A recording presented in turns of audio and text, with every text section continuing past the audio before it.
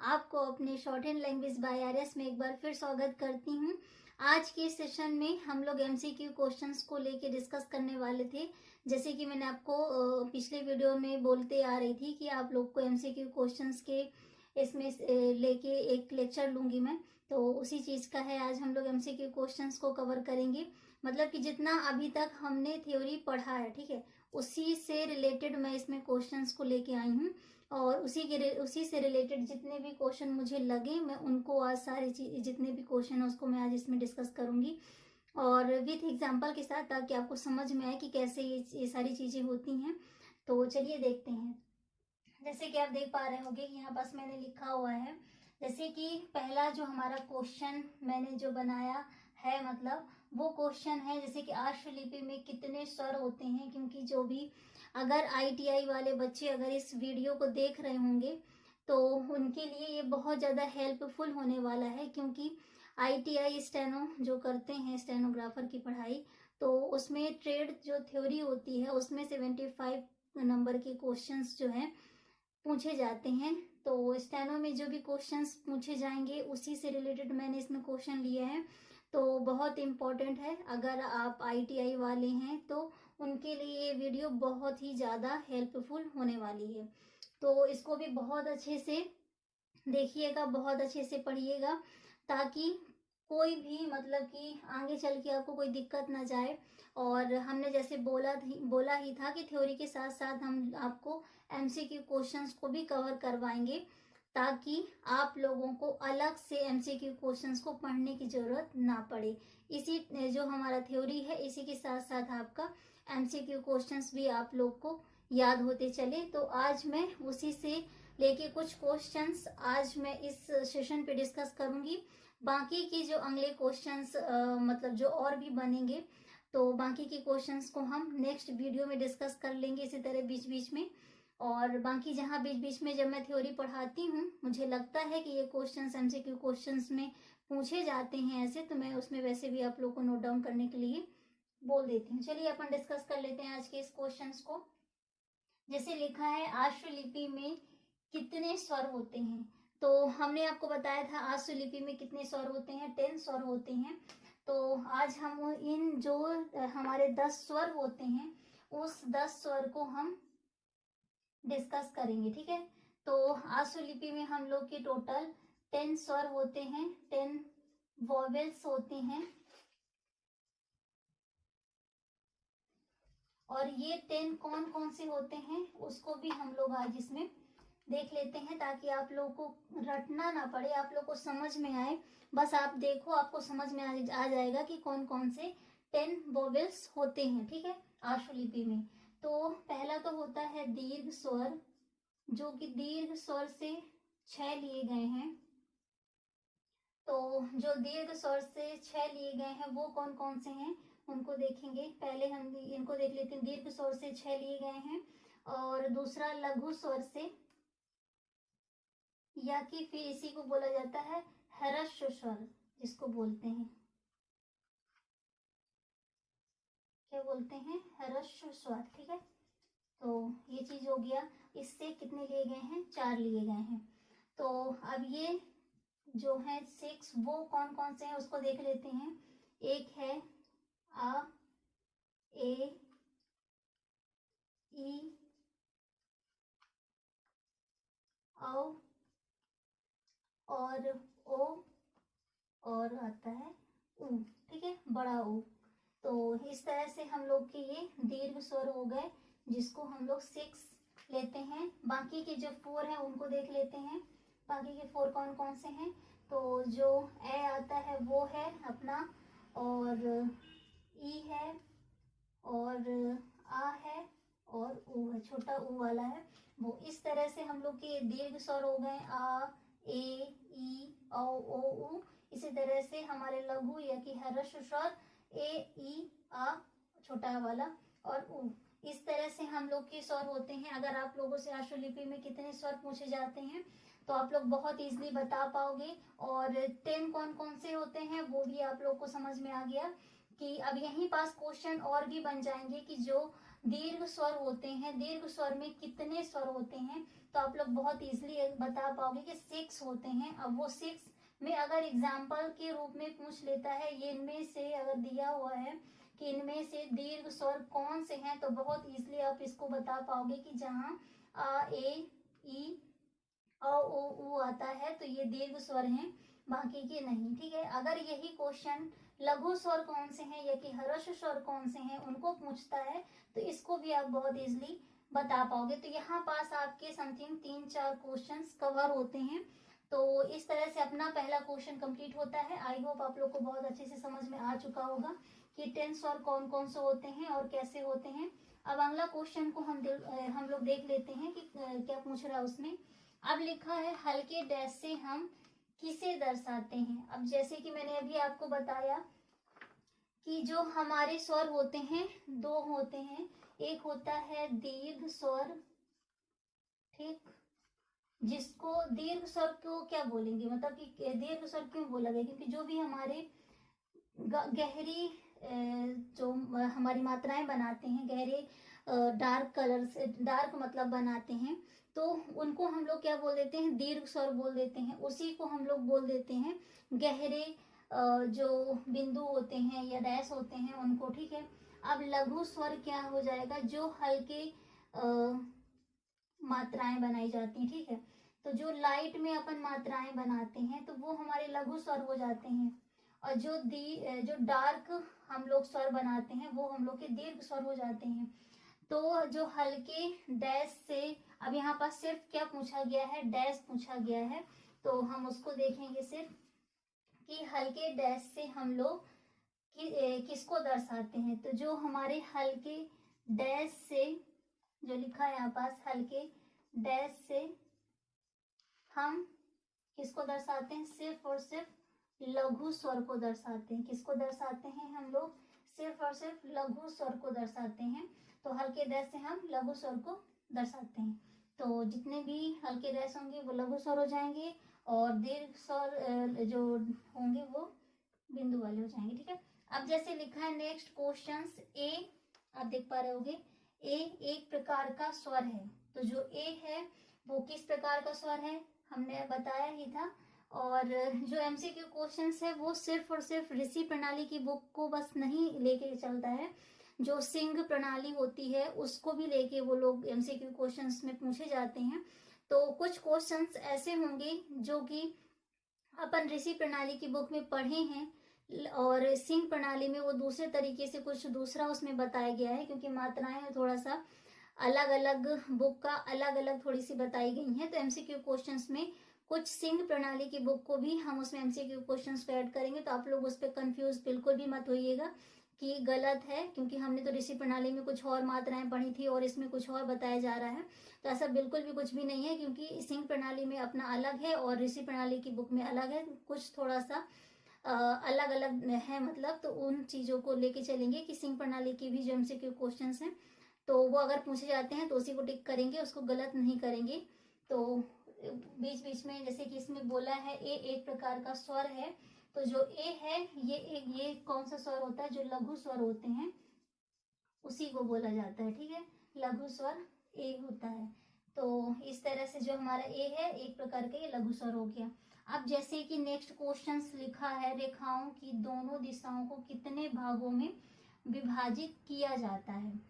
तो जो हमारे ये रेखाएं हैं, मतलब कि जो हम लोग बनाते हैं, दिशा जिसको बोलेंगे, ठीक है, डायरेक्शन भी बोल देंगे, कि जब अपन बनाते हैं तो कितने डायरेक्शन में बनाते हैं। तो हम लोग सिर्फ 3 डायरेक्शन पे बनाते हैं। ठीक है, कि जैसे कि पहला अपना डायरेक्शन कौन सा है, ये हो गया अग्रगामी, जो कि हम लोग लेफ्ट टू राइट चलते हैं। ठीक है, वो अग्रगामी हो जाएगा। दूसरा हम लोग जो बनाते हैं वो ऊपर से नीचे आने वाला बनाते हैं, तो ये अपना दूसरा डायरेक्शन हो गया। तीसरा डायरेक्शन हम लोग का हो जाएगा ये।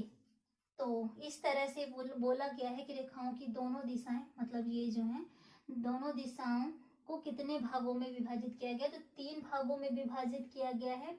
इनको कितने भागों में विभाजित किया गया है, तो 3 भागों में विभाजित किया गया है। दिशा को ही डायरेक्शन बोलते हैं।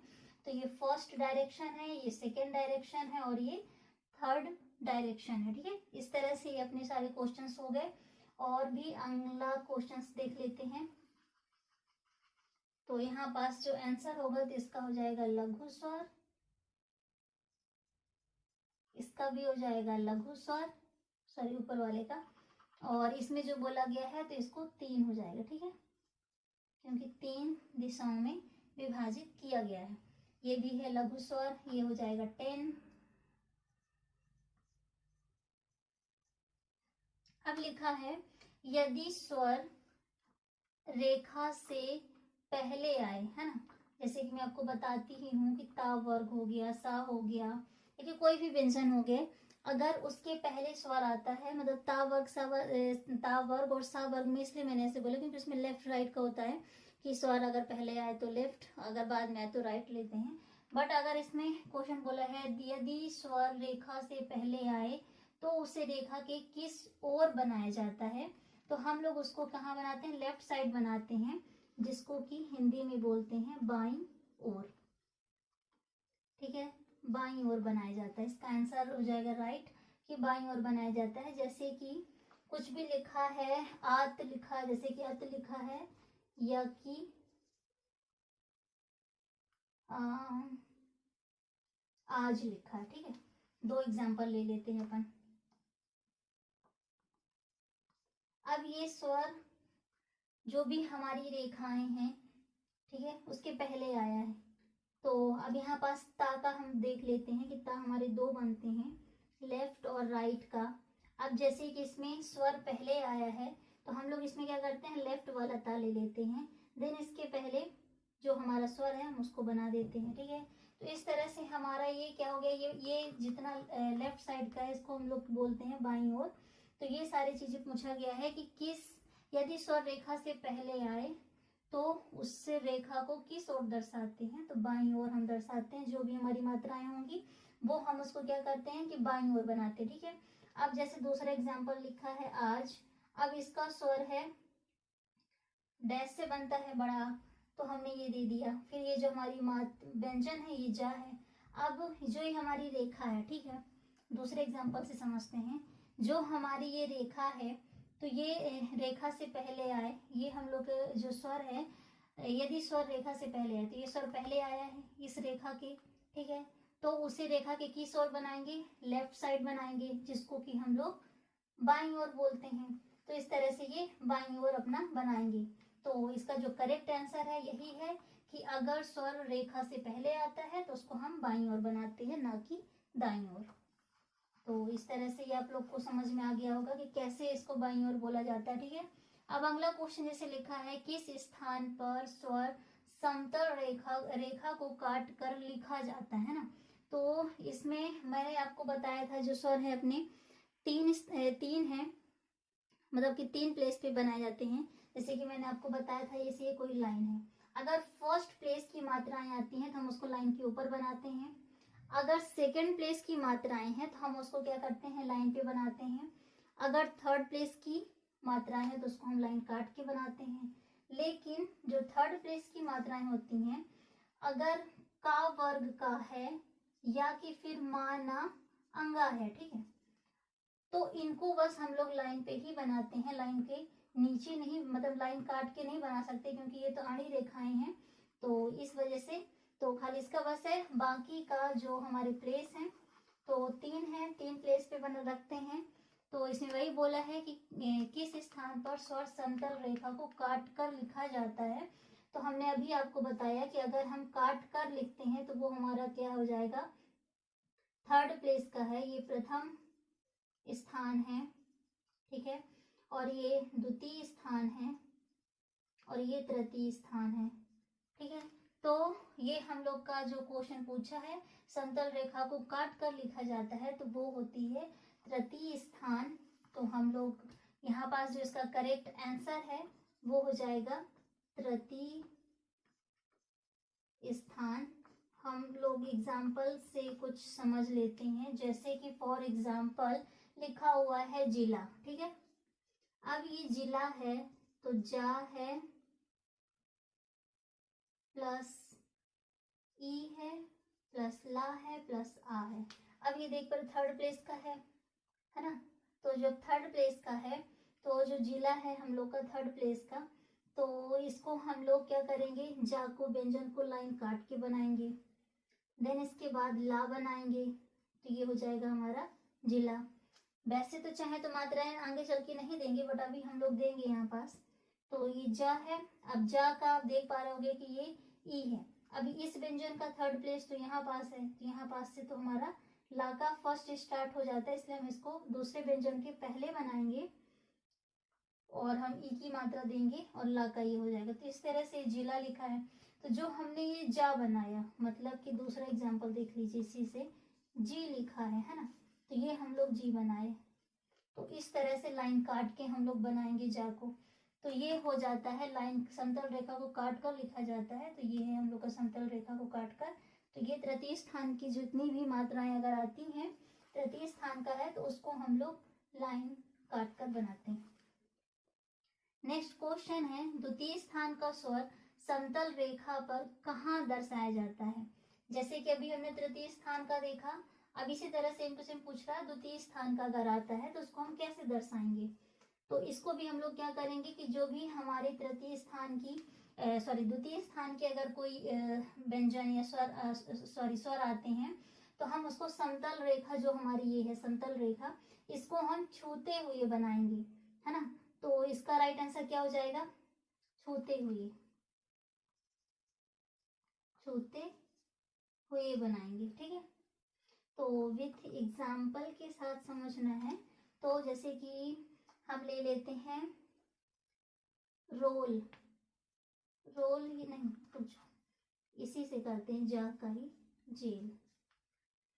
अब ये हम लोग का सेकेंड प्लेस का है, जा प्लस ए प्लस ला।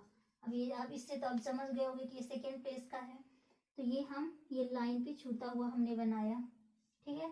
तो ये हमने क्या किया, लाइन को छूता हुआ हमने बनाया। अब ये सेकेंड प्लेस का हमने मात्रा दे दी।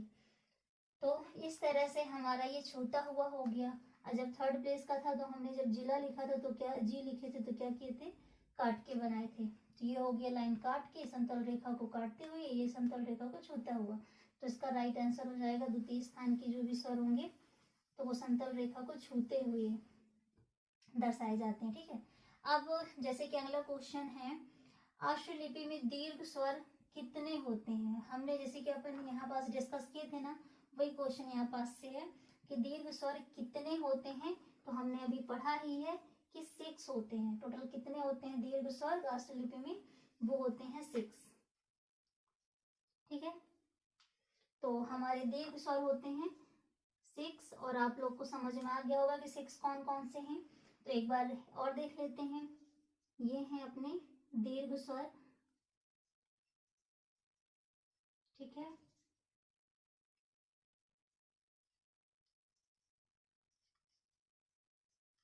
ये हम लोग के हो जाते हैं दीर्घ स्वर। अब अगला क्वेश्चन जैसे कि लिखा हुआ है, ता वर्ग कितने रूपों में बनाया जाता है। तो आप लोग को पता है कि ता वर्ग हम लोग जो है 2 रूपों में बनाते हैं, 2 रूपों में बनाते हैं। वो दो रूप कौन से हैं, ये है ता, एक है लेफ्ट और राइट, मतलब कि बायां और दायां। तो इस तरह से ये वाले क्वेश्चंस कंप्लीट हुए। और भी क्वेश्चंस हैं, उसको और भी देख लेते हैं। देख पा रहे होगे कि यहाँ पास लिखा हुआ है, ता वर्ग अकेला होने पर किस ओर बनाया जाता है। तो हमने बताया ही था कि जो ता वर्ग हैं 2 बनते हैं हम लोग के, एक लेफ्ट और राइट, है ना, और बायां दायां, जो कि हमने बताया था इसको बायां बोलते हैं और इसको दायां बोलते हैं। तो दाईं और बाईं ओर, तो जब ता वर्ग हमारा अकेला होगा तो हम हमेशा क्या करेंगे, बाईं ओर बनाएंगे। कौन सा वाला बनाएंगे, बाईं ओर का जो हमारा ता होगा हम उसी को बनाएंगे। तो इसका राइट आंसर हो जाएगा बाईं ओर। जैसे कि यहाँ पास लिखा है ता वर्ग अकेला होने पर, तो हम लोग हमेशा अकेला होने पर बाईं ओर बनाएंगे। और जब स्वर होते हैं, अगर ता वर्ग जो हमारी व्यंजन है, अगर उसके पहले अगर स्टार्टिंग में स्वर होता है, मतलब कि स्वर होता है बाद में व्यंजन होता है, तो इसमें भी हमने बताया था कि हमेशा बाईं ओर का लेते हैं, मतलब लेफ्ट साइड का लेते हैं। अगर बाद में स्वर आता है व्यंजन के, तो बाद में मतलब मात्रा आती है, तो हम उसमें हमेशा राइट साइड वाला ता लेते हैं, या कि फिर सा हो तो सा को लेते हैं। अब नेक्स्ट क्वेश्चन को देख लेते हैं हम। लिखा है हा व्यंजन अकेला आने पर कैसे बनाया जाता है। आपको पता है कि हा हम दो बनते हैं, एक बनता है ऊर्ध्वगामी, दूसरा बनता है अधोगामी। लेकिन अगर हा व्यंजन अकेला होगा तो हम हमेशा कौन सा वाला बनाएंगे, अधोगामी वाला बनाएंगे, क्योंकि ये हमारा ऊपर से सीधे आके लाइन पे अपने खत्म होता है। इसलिए हम लोग जब भी हा अकेला हो, अकेला बने, तो हमेशा हम लोग हा कौन सा बनाएंगे, ऊपर से नीचे आने वाला, मतलब कि अधोगामी वाला। और जैसे कि आपको पता है इसका राइट आंसर, मतलब हिंदी में अगर लिखेंगे इसको लिखेंगे अधोगामी, क्योंकि अधोगामी ऊपर से नीचे आता है और ये ऐसे बनता है और ये लाइन वैसे खत्म हो जाता है। इसलिए हम इसको क्या करेंगे, हा व्यंजन को अधोगामी बनाएंगे। जैसे लिखा हुआ है हल्की रेखा से लिखे जाने वाली व्यंजन कौन कौन सी हैं। जब मैं आप लोग को स्टार्टिंग में फर्स्ट वीडियो में वर्णमाला पढ़ाई थी, उसमें मैंने बोला था कि जो भी हमारी रेखाएं बनाई जाती हैं तो वो पूछी जाती हैं कि कौन सी हल्की रेखा से बनाई जाने वाली हमारे कौन कौन से आते हैं व्यंजन, डार्क रेखा से मतलब गहरे जो व्यंजन हम बनाते हैं और उसको कैसे बनाएंगे। दूसरा चीज जैसे आप लोगों को पता होगा कि एक कटी हुई बनते हैं और बिना कटी हुई, है ना, और कटे वाले में भी डार्क बनते हैं और बिना कटे वाले में भी जो है डार्क बनते हैं। तो उसको देख लेते हैं कि हल्की रेखा से लिखी जाने वाली व्यंजन कौन कौन सी हैं। तो हम लोग जैसे उसमें बहुत सारे ऑप्शन दिए रहेंगे, तो हम यहाँ पास आपको का खा के साथ में अगर हम एग्जाम्पल देते हैं अगर इनके साथ, तो हमारा राइट आंसर हो जाएगा का और खा, क्योंकि ये हमारी हल्की, जैसे ये हमारा लाइन है इसको हमेशा हम हल्का बनाते हैं और ये हमारा खा बनता है ऐसा, ठीक है। का हो गया बिना कटा हुआ लाइट में, और ये लाइट में हो गया कटा हुआ खा। तो हल्की रेखा से लिखी जाने वाली हमारी व्यंजन हो जाएंगी इस तरह। तो अगला क्वेश्चन से लिखा हुआ है आश्वलिपि में कितने व्यंजन रेखाएं होती हैं। ये भी आप लोग को पता है कि टोटल हम लोग के 33 व्यंजन रेखाएं होती हैं आश्वलिपि में, है ना। तो इस तरह से आपका ये वाला भी क्वेश्चन हो गए। अब जैसे लिखा हुआ है आश्वलिपि के रोजगार क्षेत्र कौन कौन है, तो ये भी जानना बहुत जरूरी है कि जो हमारा आश्वलिपि है इसके हमारे रोजगार क्षेत्र कौन कौन से हैं। तो पहला हम लोग का होता है, यहीं पास लिखते हैं, तो हमारे पहला हो जाएगा कार्यालय। क्या हो जाएगा पहला, कार्यालय। दूसरा हम लोग का हो जाएगा न्यायालय। तीसरा हो जाएगा संसद, ठीक, और विधानमंडल।